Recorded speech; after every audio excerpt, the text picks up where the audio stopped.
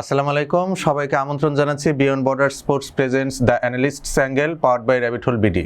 গত সপ্তাহে ক্রিকেটের উল্লেখযোগ্য কিছু ম্যাচ নিয়ে অ্যানালিসিস করতে চাচ্ছি। আপনাদের সাথে রয়েছে আমি certified performance analyst Ahmed Rezon Pratik. তো শুরুতে আমি একটু আইপিএল নিয়ে কথা বলতে চাচ্ছি।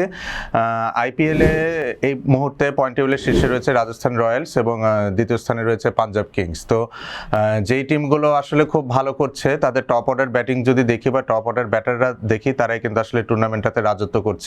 আপনি যদি রাজস্থান রয়্যালসের দিকে তাকান, সেখানে জয়সওয়াল এবং Suryavanshi.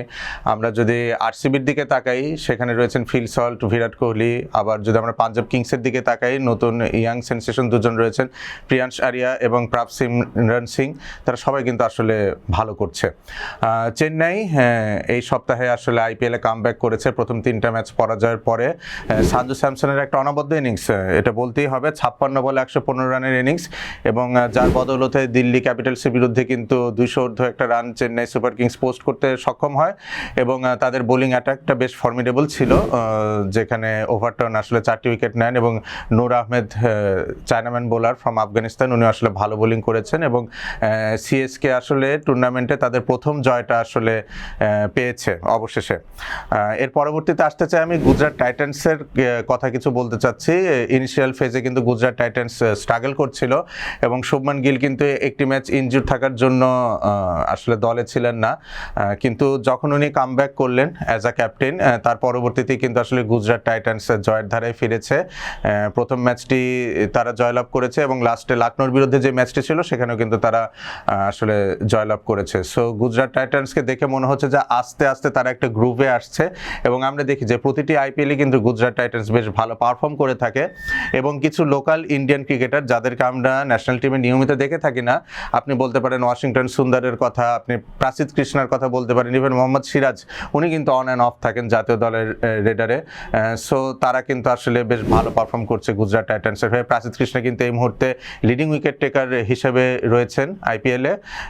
So all in all things are looking very bright for Gujarat Titans. আমরা যদি একটু পাঞ্জাব কিংসের দিকে তাকাই, পাঞ্জাব কিংস কিন্তু গতবার তারা ফাইনাল খেলেছিল এবং এবারও কিন্তু তাদের টুর্নামেন্টের শুরুটা বেশ ভালো হয়েছে।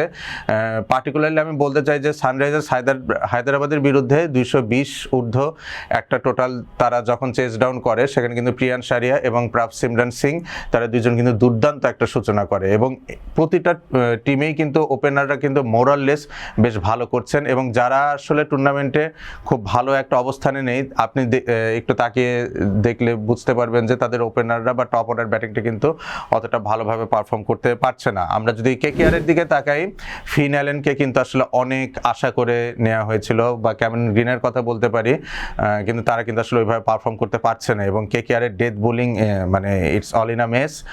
মুস্তাফিজুর রহমানকে কেকেআর আসলে টুর্নামেন্টের ইনিশিয়াল ফেজে পিক করেছিল, কিন্তু নানা জটিলতার জন্য মুস্তাফিজুর রহমান কিন্তু আসলে পরবর্তীতে জয়েন করতে পারেননি। মাতিসা পাতিরানা, উনিও ইনজুর্ড রয়েছেন। সো ডেথ বোলিংটা কিন্তু কেকেআরের খুবই মানে ফ্র্যাজাইল মনে হচ্ছে এবং তার সবচেয়ে বড় স্বাক্ষর ছিল এলএসজির বিরুদ্ধে তাদের ঘরের মাঠে, যখন তারা এলএসজির 7টি উইকেট পিক করে ফেলে, সেই মুহূর্তে কিন্তু মনে হচ্ছিল যে অনেকটা ওয়ান ওয়ে ট্রাফিক বা কেকেআর খুব ইজিলি ম্যাচটা জিতে যাবে, কিন্তু সেখান থেকে মুকুল চৌধুরী, ইয়াং সেন্সেশন বলতে পারি আমরা, লখনৌ সুপার জায়ান্টসের হয়ে খেলছেন, উনি একটা অনবদ্য ইনিংস খেলেন, 27 বলে 54 রানের ইনিংস। এবং মুকুল চৌধুরীর ইনিংসের উল্লেখযোগ্য যে দিকটা, যেটা আসলে আমাদের বাংলাদেশের ক্রিকেটে আমরা দেখে থাকি যে নতুন ক্রিকেটার যারা আসেন ইনিশিয়াল ফেজে ভালো করেন, তাদের কিছু লিমিটেশন দেখতে পারি শট মেকিংয়ে, কিন্তু আপনি যদি মুকুল চৌধুরীর দিকে তাকান, উনি হেলিকপ্টার শট খেলতে পারছেন, উনি লেগ সাইডে ভালো খেলছেন, ওয়াইড ইয়র্কার খুব ভালোভাবে ডিসপ্যাচ করতে পারছেন কাভারের মাথার উপর দিয়ে। সো অনেকটা 360 ডিগ্রি ব্যাটিং যদি আমরা বলতে পারি, উইকেটের চারপাশে বড় শট খেলতে সক্ষম এই মুকুল চৌধুরী। তো টুর্নামেন্টে কিন্তু পরবর্তী ম্যাচগুলোতে মুকুল চৌধুরীর দিকে বাড়তি নজর থাকবে এবং কেকেআর আমার মনে হয় তাদের ডেথ বোলিং ইস্যুটা ফিক্স করা উচিত, কজ ক্যামেরন গ্রিন বা ভাইভাব আরোরা যারাই আসলে বোলিং করছেন, এটা আমার মনে হয় না যে কেকেআরের পারপাসটা সার্ভ করছে। তো আমরা এখন একটু রাজস্থানের দিকে তাকাই। সূর্যবংশীর কথা না বললেই নয়, বিশেষ করে আরসিবির বিরুদ্ধে ম্যাচটাতে যেখানে তারা 201 রানের টার্গেটে ব্যাটিং করে, সেখানে এগেনস্ট সুরিয়া 70 অড একটা ইনিংস খেলেন 26 বলে, দুর্দান্ত স্ট্রাইক রেটে। এবং সত্যি কথা বলতে গেলে প্রথম 10 ওভার শেষে রাজস্থান রয়্যালসের রিকোয়ার্ড রেট ছিল মাত্র 6 পয়েন্ট সামথিং, 200 রান চেস করতে গিয়ে। তো আপনি বুঝতে পারছেন যে কী ধরনের কার্নেজ আসলে এই টুর্নামেন্টে ওপেনাররা চালাচ্ছে, এবং এটা কিন্তু ইন্ডিয়ান ক্রিকেটের জন্য খুবই মানে ব্রাইট সাইন।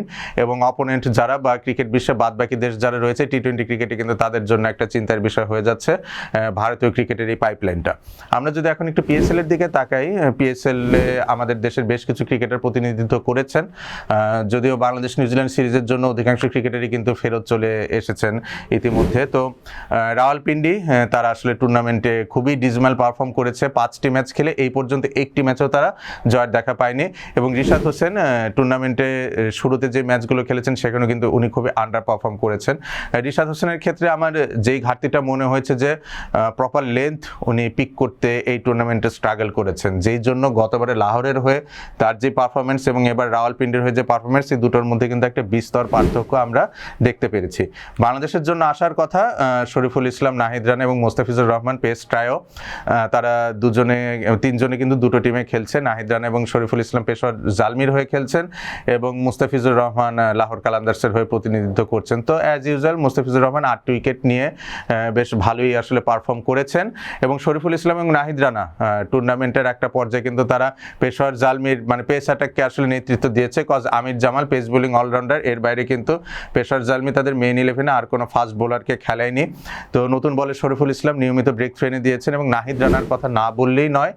আমি আসলে একটু খুশি হয়েছি তাকে যেহেতু টুর্নামেন্টে অন অ্যান্ড অফ রাখা হয়েছে, কজ আমাদের একটু বিগার পিকচারের দিকে তাকাতে হবে, বৃহত্তর স্বার্থের দিকে চিন্তা করতে হবে। সেই ক্ষেত্রে কিন্তু আপনি দেখবেন যে যেহেতু সামনে ওডিআই ওয়ার্ল্ড কাপ রয়েছে, সো নাহিদ রানাকে ইনজুরি ফ্রি রাখা কিন্তু খুবই ইম্পর্টেন্ট। এবং সেই ক্ষেত্রে উনি সবকটি ম্যাচ খেলেননি, আমার মনে হয় এটা তার জন্য ভালোই হয়েছে। এবং যেই ম্যাচটা খেলেছেন আপনি দেখবেন যে কি দুর্দান্ত বোলিং উনি করেছেন, 4 ওভার বোলিং করে 7 রান দিয়ে 3টি উইকেট নিয়েছেন করাচি কিংসের বিরুদ্ধে।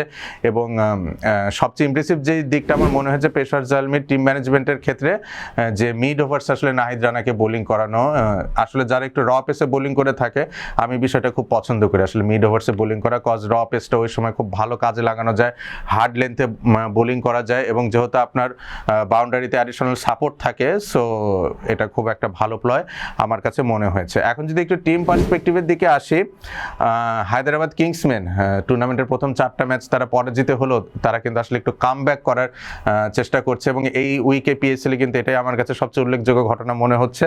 এবং গ্লেন ম্যাক্সওয়েলের ইনক্লুশন হায়দ্রাবাদ কিংসম্যানে আমার মনে হয় তাদের টিম মোরালটাকে আর একটু বুস্ট আপ করেছে। আপনি যদি এখন দেখেন এই সেটআপে কিন্তু বেশ কিছু কোয়ালিটি ক্রিকেটার্স রয়েছে, মান্নাস লাবুসান উনি ক্যাপ্টেন হিসেবে রয়েছেন, গ্লেন ম্যাক্সওয়েল রয়েছেন, ইউএসের হয়ে প্রতিনিধিত্ব করছেন রাইট নাও হাসান খান, উনি কিন্তু লোয়ার ডাউন দি অর্ডার বেশ ভালো একটা ইনিংস খেলে আসলে হায়দ্রাবাদ কিংসম্যানের হয়ে প্রথম জয়টা এনে দিয়েছেন। কুশাল পেরেরা রয়েছেন, সাইম আয়ুব রয়েছেন, উসমান খান রয়েছেন। সো সব মিলে হায়দ্রাবাদ কিংসম্যান আমার মনে হচ্ছে যে টুর্নামেন্টে হয়তো একটা দুর্দান্ত কামব্যাক দিতে চলেছে, যেহেতু তারা অলরেডি একটা মোমেন্টাম পেয়েছে।